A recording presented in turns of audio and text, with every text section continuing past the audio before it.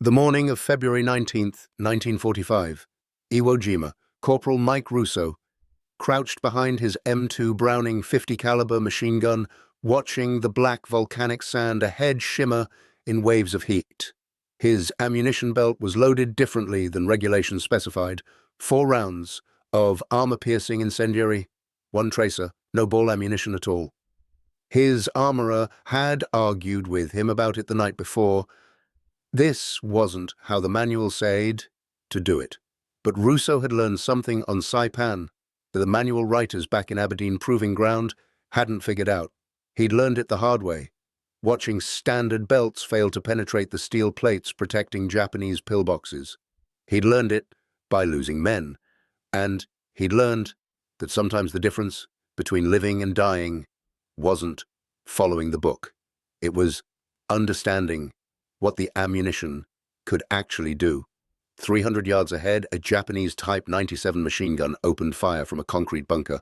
The rounds kicked up black dust in a line, moving toward Russo's position. He pressed his thumbs against the butterfly trigger. The M2 roared. Every 4th round left an orange streak through the morning air. Every other round was designed to punch through steel and explode inside the target. The armor-piercing incendiary rounds struck the bunker's firing port. The first 3 ricocheted, sparks visible even in daylight. The 4th penetrated. Inside the bunker, something ignited. Smoke began pouring from the aperture. The Japanese machine gun fell silent. Russo's assistant gunner, Private Danny Chen, fed another belt into the weapon. "That's 8, he said quietly. 8 bunkers penetrated that morning, with ammunition mixed in a ratio that appeared nowhere in Marine Corps technical manuals. If you're enjoying this deep dive into the story, hit the subscribe button and let us know in the comments from where in the world you are watching from today. The story of how Marines discovered what .50 caliber ammunition could really do begins not on Iwo Jima, but 18 months earlier in a weapons testing facility in Maryland. Aberdeen Proving Ground, May 1943.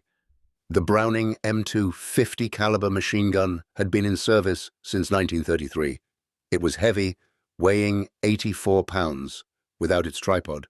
It fired a round larger than a man's finger, half an inch in diameter, 3 times the weight of a .30 caliber bullet. The weapon was designed originally as an anti-aircraft gun, meant to reach out and destroy aircraft at ranges where smaller weapons were ineffective. By 1943, the M2 had found dozens of uses: vehicle-mounted, aircraft-mounted, on ships as anti-aircraft defense, on the ground as heavy support, but its primary role remained air defense, and the ammunition loading reflected that purpose.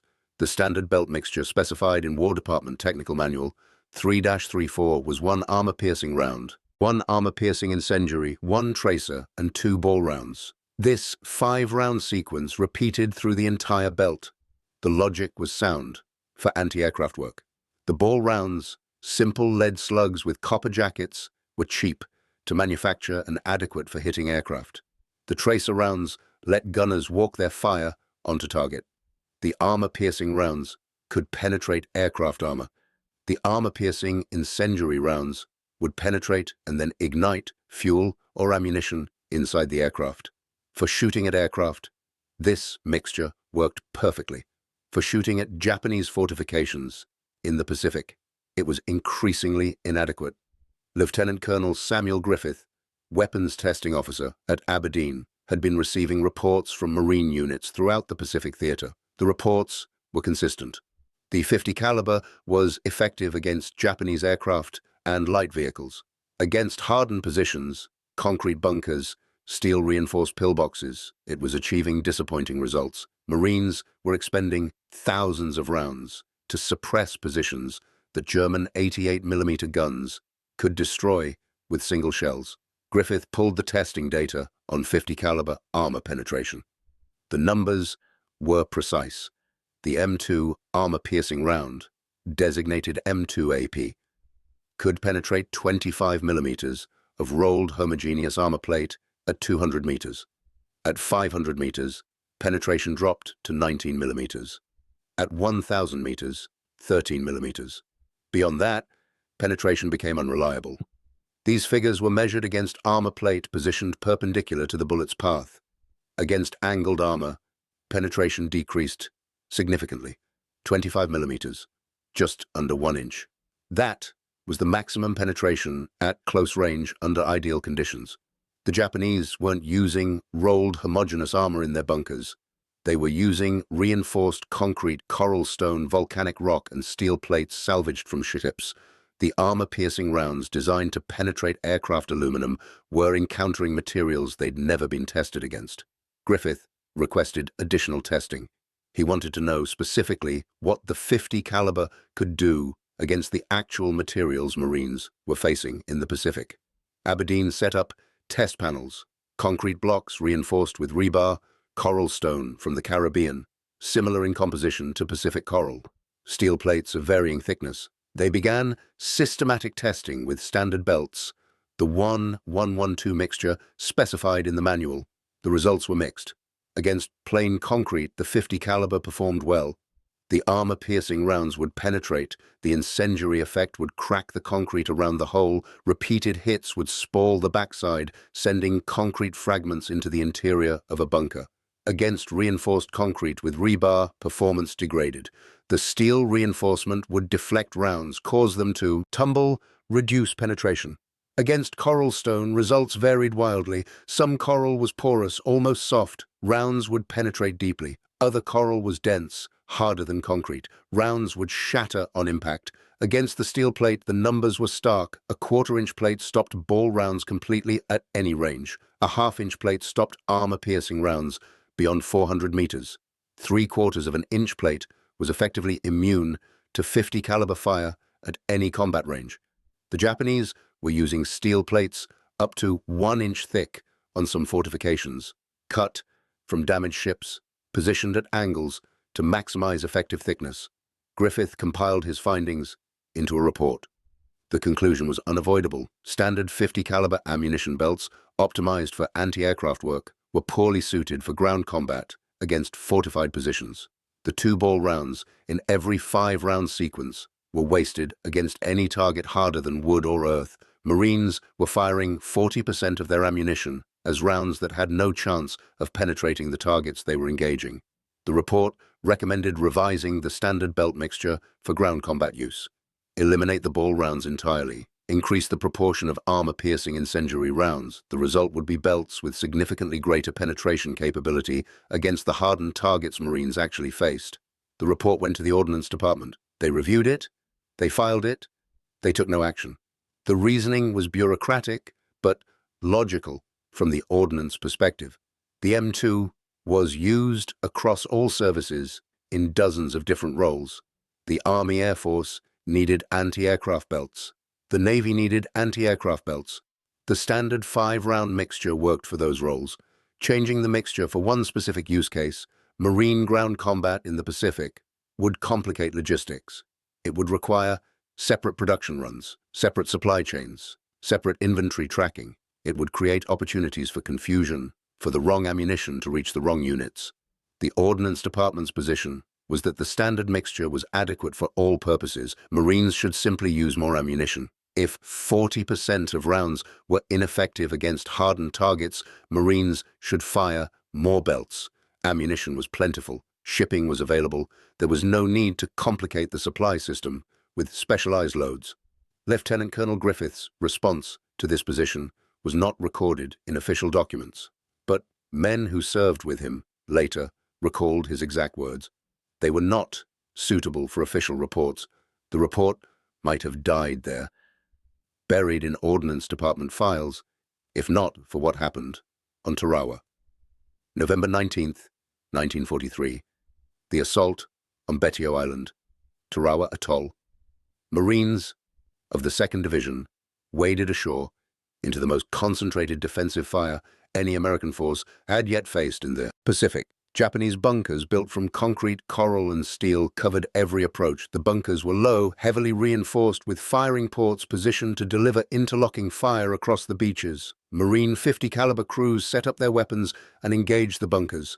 They fired belt after belt at the firing ports, trying to penetrate, trying to suppress the defensive fire that was cutting down Marines in the water. The 50 calibers achieved some effect. Tracer rounds entering firing ports would sometimes ignite ammunition inside bunkers. Armor-piercing rounds would occasionally penetrate and kill gunners, but mostly the rounds sparked off concrete and steel. Mostly, the bunkers kept firing. After 76 hours of combat, Betio was secured. Over 1,000 Marines were dead. Nearly 2,000 more were wounded. In the after-action reports, weapons officers noted that 50 caliber machine guns had been less effective than expected against Japanese fortifications. This was bureaucratic language for a brutal reality. Marines had died because the weapons they were given couldn't do what they needed those weapons to do. One of the weapons officers who wrote those reports was Captain James Davidson. He'd commanded a weapons platoon during the assault. He'd watched his 50 caliber crews fire thousands of rounds at bunkers that wouldn't die. He'd watched Marines advance without suppressing fire because the heavy weapons couldn't suppress targets that wouldn't break under standard ammunition. Davidson had read Griffith's report before the battle. After Tarawa, he did something that was technically against regulations but practically necessary. He instructed his armorers to begin loading belts differently. No more ball rounds. 4 armor-piercing incendiary to 1 tracer. If ordnance wouldn't change the standard mixture, Davidson's platoon would change it themselves. The change was subtle. Belts looked the same, the canvas or metal links unchanged. But the ratio of effective rounds had doubled. Instead of 3 penetrating rounds out of 5, now it was 4 out of 5. An 80% increase in armor-defeating capability. Davidson's platoon took their modified belts to Saipan in June 1944. They were part of the 4th Marine Division's assault on the southern beaches. The Japanese defenses on Saipan were even more formidable than Tarawa. Concrete bunkers reinforced with steel, cave positions carved into volcanic rock, interlocking fields of fire covering every approach. Davidson's 50 caliber crews engaged the bunkers with their modified belts. The difference was immediate and measurable. Firing ports that had withstood standard belts began showing penetration damage. Steel plates that had deflected mixed ammunition began showing impact craters, then holes. The armor-piercing incendiary rounds, concentrated at higher density in the belt, delivered cumulative damage that broke through defenses. Other weapons, platoons noticed. They asked Davidson what his crews were doing differently. He told them about the belt modification, about Griffith's report, about the penetration testing at Aberdeen. Within days, armorers across the 4th Division were loading belts with the 4-to-1 ratio. Some experimented with even higher concentrations of armor-piercing rounds. 5 API, 1 tracer, all API, no tracers at all. The modifications spread through the Marine divisions in the Pacific, not officially, not through any change in regulations or technical manuals, through the informal network of armorers and weapons officers who talked to each other, who shared what worked. By the time of the Peleliu landing in September 1944, most Marine 50 caliber crews in the Pacific were using modified belt loads. The Ordnance Department knew. Reports from the Pacific mentioned the practice. Supply officers noted the unusual demand for armor-piercing rounds, the surplus of ball ammunition. But officially nothing changed. The technical manuals still specified the 1-1-1-2 mixture. The Ordnance Department still produced belts in the standard ratio. This created an interesting logistical situation. Marines were receiving standard belts, breaking them down, and reloading them with different mixtures. This required time, labor, and expertise. It also required storing the unused ball rounds somewhere, but the Marines considered it worth the effort. The modified belts worked. They penetrated targets that standard belts couldn't. They saved lives. The performance improvement was significant but not miraculous. The 50 caliber still couldn't penetrate really heavy fortifications. A bunker with 2 feet of reinforced concrete remained immune. A steel plate an inch thick was still a problem at most ranges. But the marginal cases, the targets that were almost penetrable with standard ammunition, now became vulnerable. 1/4-inch steel at 400 meters, 1/2-inch steel at 200 meters, heavy concrete at close range with concentrated fire. The improvement came from concentration. Standard belts delivered 3 armor-defeating rounds out of 5, 60%. Modified belts delivered 4 out of 5, 80%, or 5 out of 5, 100%. against a target that required cumulative damage to penetrate. This made a profound difference. A bunker firing port that could withstand 30 rounds of standard ammunition might fail after 25 rounds of modified ammunition. That difference of 5 rounds of 2 seconds of firing time could mean the difference between suppressing an enemy position before a Marine assault or failing to suppress it. Corporal Mike Russo, whose .50 caliber opened this story on Iwo learned about belt modification on Saipan. He was 19 years old, from Philadelphia, assigned to a weapons platoon in the 28th Marines. His armorer, Sergeant Bill Hayes, showed him how to break down a standard belt and reload it. The book says 1112, Hayes explained, spreading components on a maintenance tarp. 1 AP, 1 API, 1 tracer, 2 ball. But the book was written for shooting at planes. He held up a ball round, the simple copper-jacketed lead bullet. This is for planes, soft target, or infantry in the open. Against a bunker, it does nothing. Just makes noise. He set it aside. Then he held up an armor-piercing incendiary round. The tip was painted silver with a red ring, the color code for API. This is what kills bunkers.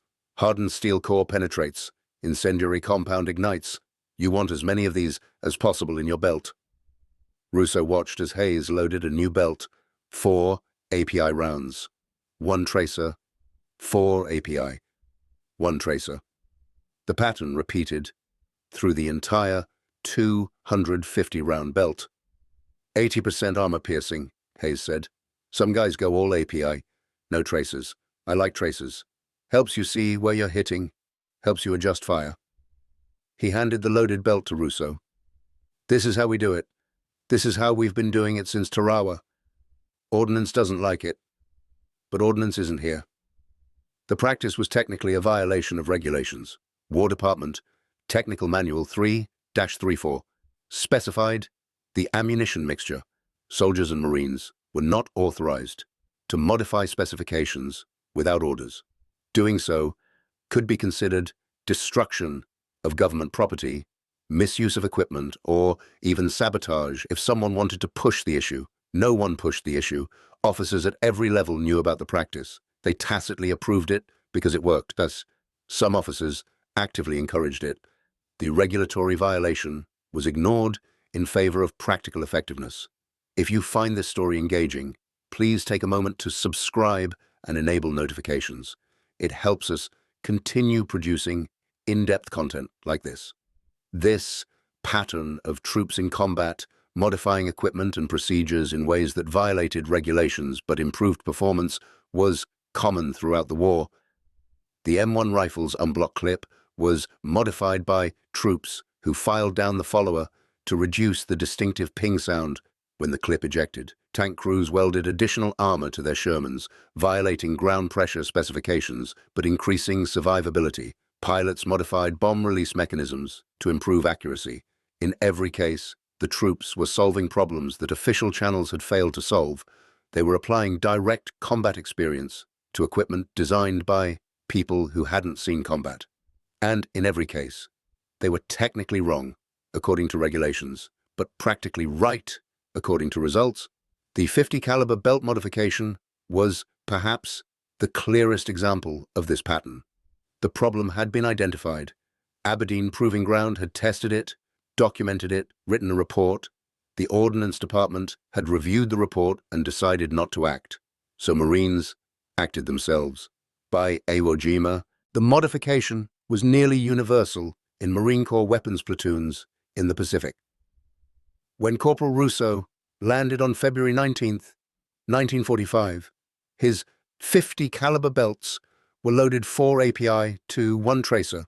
Every other weapons platoon in the 28th Marines was using the same or similar mixtures. The Japanese defenses on Iwo Jima were the most formidable yet encountered in the Pacific. The entire island was a fortress, 11 square miles of volcanic rock transformed into a defensive position designed to inflict maximum casualties.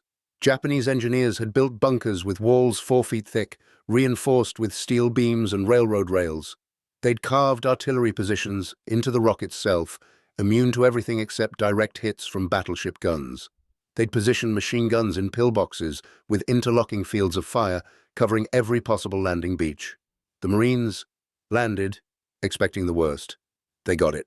But they also had weapons that worked better than they had at Tarawa or Saipan. Their 50 calibers, loaded with high concentrations of armor-piercing incendiary rounds, could suppress many of the bunkers that would have been invulnerable 2 years earlier. Russo's position was near the base of Mount Suribachi, the extinct volcano dominating the southern end of the island. His 50 caliber covered approaches from the mountain, where Japanese positions overlooked the landing beaches. The bunker he engaged that first morning, the one that took 8 penetrating hits before falling silent, would have required dozens of hits with standard ammunition belts, possibly hundreds. Possibly it wouldn't have been suppressed by 50 caliber fire at all, requiring demolition teams or flamethrowers or tank guns to eliminate. With modified belts, Russo achieved suppression in under a minute of firing. The concentrated armor-piercing incendiary rounds punched through the steel plate protecting the firing port. The incendiary compound ignited ammunition stored inside. The bunker was neutralized. The modification wasn't a wonder weapon. It didn't make the 50 caliber capable of defeating all targets. Japanese positions with really heavy fortification remained immune. Cave positions carved into solid rock couldn't be penetrated by any small arms fire. But on the margins, in those cases where standard ammunition was almost but not quite adequate, the modification made the difference. Marines advancing under fire cared deeply about those margins. The difference between a bunker suppressed in 1 minute versus 2 minutes was life or death for men crossing open ground. The difference between a pillbox that could be engaged by machine gun versus one that required demolition teams or tanks was the difference between taking an objective today or tomorrow, which translated to casualties that could be prevented or couldn't. The official recognition of what Marines had been doing came in March 1945, while the battle for Iwo was still ongoing. The Ordnance Department issued a revised technical manual for the M2 Browning machine gun. The revision included new specifications for ammunition belt loading when engaging fortified ground targets. The recommended mixture for ground combat was 4 armor-piercing incendiary rounds to 1 tracer, exactly what Marines had been doing unofficially for over a year. The revision was presented as the result of recent testing and combat evaluation. There was no mention of Lieutenant Colonel Griffith's report from 1943, no acknowledgement that Marines had been violating the old specifications throughout the Pacific Campaign, no recognition that the new official mixture was simply codifying what troops had already figured out for themselves. The change was framed as progress, as the military adapted to new combat conditions, which it was. But it was an adaptation forced from the bottom up, not directed from the top down.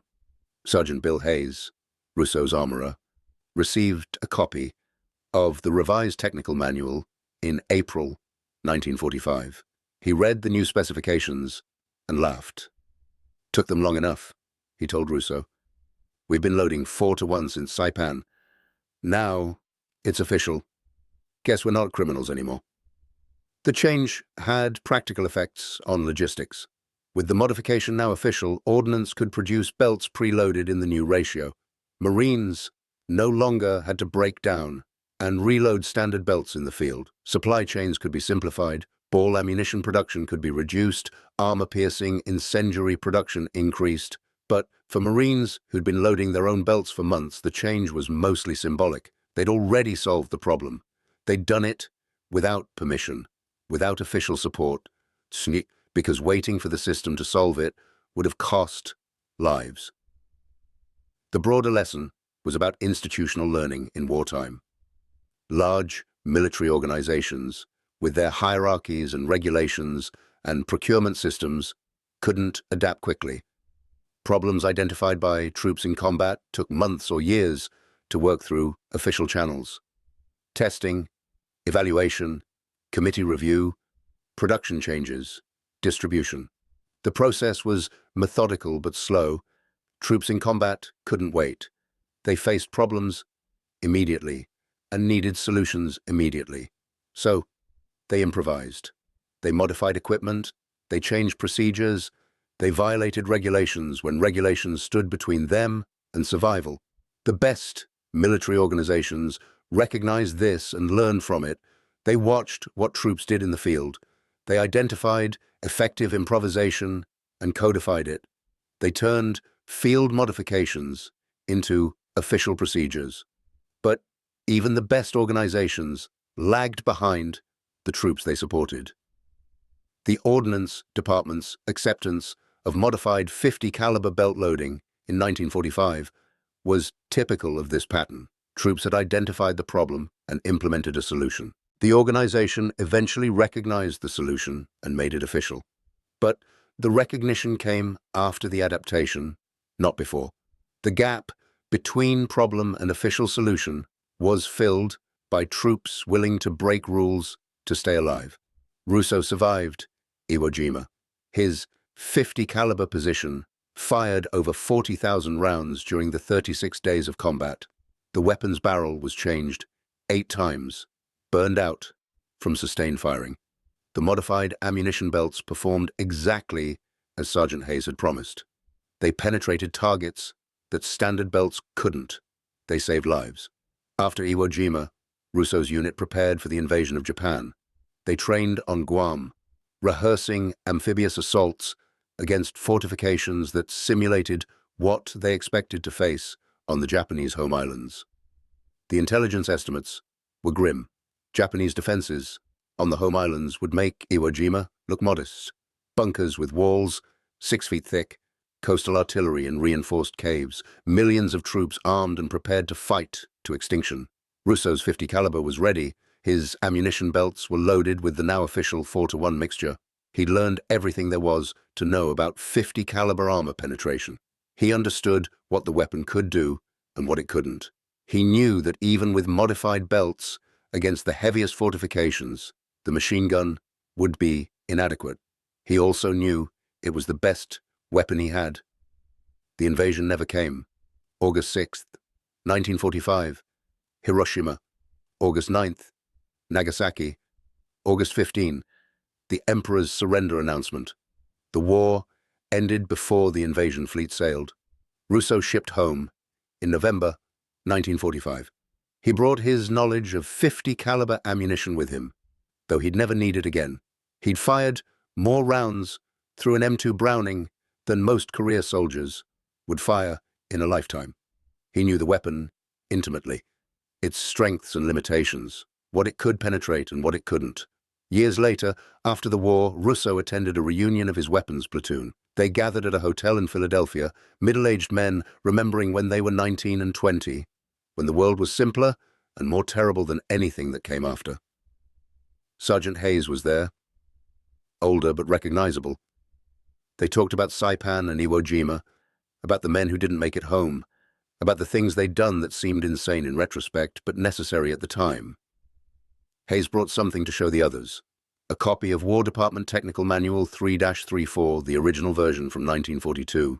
He turned to the page specifying ammunition belt loading for the M2 Browning. 1 armor-piercing, 1 armor-piercing incendiary, 1 tracer, 2 ball. The mixture they'd been told to use. The mixture they'd ignored. "You know what I think about when I see this?" Hayes said, holding up the manual. "I think about Tarawa, all those Marines who died because their 50s could not penetrate the bunkers. Because someone in an office decided that one mixture worked for every situation." He closed the manual. "We changed it. We weren't supposed to, but we did. And it worked. And eventually they admitted it worked. But by then a lot of men were already dead." The conversation turned to other things, to civilian life and jobs and families. But later, Russo thought about what Hayes had said, about the men who died at Tarawa, before the modification became common knowledge, about Lieutenant Colonel Griffith's report, filed away and ignored, about the months and years between identifying a problem and implementing a solution. The 50 caliber story was small in the scope of the war. It wasn't about new weapons or revolutionary tactics. It was about ammunition mixture, about ratios, about the percentage of armor-piercing rounds in a belt. But small things mattered. In combat, everything that could improve effectiveness by even a few percent mattered, because those few percent translated to lives saved or lost. The official history of the M2 Browning machine gun in World War II mentions the change in ammunition specifications. It notes the combat experience led to revised loading procedures for ground combat use. The history is accurate but incomplete.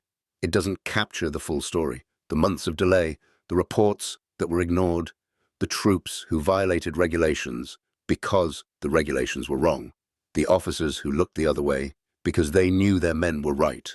The testing data from Aberdeen Proving Ground still exists in military archives. The penetration figures for 50 caliber armor-piercing ammunition against various materials, 25 millimeters of rolled homogeneous armor at 200 meters, 19 millimeters at 500 meters. The data is precise, carefully measured, scientifically documented. What the data doesn't capture is the context, what those penetration figures meant to Marines landing on defended beaches, what the difference between 60% armor-piercing rounds and 80% armor-piercing rounds meant to men trying to suppress bunkers so other men could advance.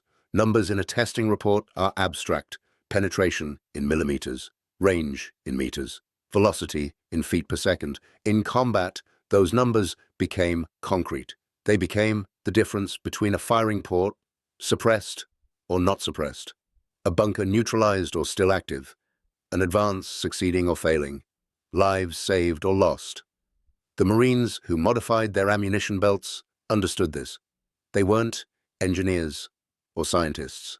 Most were teenagers with high school educations, trained for a few months and sent to war. But they understood what worked. They understood that the manual was wrong and their modification was right. And they acted on that understanding. Regulations be damned. This pattern repeated throughout the war in countless small ways. Equipment modified. Procedures changed. Regulations ignored when regulations stood between troops and effectiveness. The military, as an institution, learned from these modifications, eventually. But the learning was always slower than the adaptation, always reactive rather than proactive. The troops led, the institution followed. The morale wasn't that regulations should be ignored. Regulations existed for reasons: to standardize procedures, to ensure interoperability, to prevent chaos. But regulations couldn't anticipate every situation. They couldn't account for specific combat conditions that differed from testing ground assumptions. When regulations failed to match reality, troops had two choices: follow the regulations and accept reduced effectiveness, or violate the regulations and improve effectiveness. Most chose effectiveness. Most decided that staying alive and accomplishing the mission mattered more than following procedures that didn't work. They made that choice as individuals and small units, without official authorization, accepting the risk that they might be punished for doing what was necessary. The 50 caliber belt modification was never officially punished. No Marine was court-martialed for loading belts with excessive armor-piercing ammunition. No officer was reprimanded for allowing the practice. The violation was too widespread, too obviously beneficial, too clearly right, despite being wrong according to regulations, but that there was no guarantee of that outcome when the first armorers started changing belt loadings after Tarawa. They were taking a risk. They were betting that effectiveness would be valued over compliance. They were trusting that their chain of command would protect them if questions arose. That trust was validated. But it didn't have to be. The story of Marine 50 caliber ammunition in the Pacific was ultimately a story about trust. Trust that men in combat knew what they needed better than men in offices. Trust that field experience outweighed testing ground theory. Trust that doing what worked mattered more than following what was written. The institutional military eventually extended that trust, eventually changed the manuals to match what troops were already doing. But the trust had to flow upward first, from troops willing to act on their knowledge despite lacking authorization. Rousseau kept his knowledge of 50 caliber ammunition through his life. He never needed it again. He worked in construction in Philadelphia, built houses and office buildings, lived a normal civilian life. But he never forgot what armor-piercing incendiary rounds could penetrate, what ratios worked best, what the weapon could and couldn't do. That knowledge, earned in volcanic sand and coral rock through trial and error and losses, stayed with him. It was practical knowledge, and the kind that couldn't be learned from manuals. It had to be lived. The M2 Browning machine gun remained in service long after World War II ended. Korean War, Vietnam, Desert Storm, Afghanistan, Iraq. The same weapon Rousseau fired on Iwo Jima, essentially unchanged, used by generations of soldiers and Marines in conflicts he lived to see and conflicts he didn't. The ammunition changed. New types were developed, armor-piercing incendiary with better penetration, saboted projectiles, specialized rounds for specific targets. But the basic principle remained. Concentration of effective rounds in the belt improved performance against armored targets. The lesson learned in the Pacific in 1943 and 1944, codified in March 1945, remained valid into the 21st century. Match the ammunition to the target. Don't waste belt space on rounds that can't affect the target you're engaging. Maximize the density of effective rounds. Simple principles, obvious in retrospect, but not obvious to the people writing manuals in 1942. Before, combat experience revealed what worked and what didn't. Military history often focuses on large events, invasions, battles, strategic decisions. The story of 50 caliber ammunition modification doesn't fit that pattern. It was small, technical, about ratios and percentages and penetration values. But for the Marines who lived it, who depended on those weapons, who watched modified belts perform better than standard belts, it wasn't small at all. It was fundamental. It was the difference between adequate and inadequate firepower, between being able to suppress targets or not being able to, between survival and death. The men who made the modification, who spread the knowledge, who trusted their experience over regulations, were heroes in a way that military histories rarely capture. They didn't win battles through courage or sacrifice, though they displayed both. They won battles through knowledge, through understanding their weapons better than the people who issued them, through being willing to act on that understanding without authorization, through trusting themselves when the system told them to trust the manual instead. Sergeant Bill Hayes died in 1987. Corporal Mike Rousseau died in 2003. The other members of their weapons platoon died across the decades that followed the war. The knowledge they carried about how to load 50 caliber belts for maximum effectiveness against fortified positions became official doctrine before any of them died. But they carried it first when it was unofficial, when it was a violation, when doing it required courage of a different kind than facing enemy fire required. The M2 Browning machine gun they used still fires. In museums, at ceremonies, on military bases, where new generations of soldiers and Marines train on the same weapon system that their grandfathers used.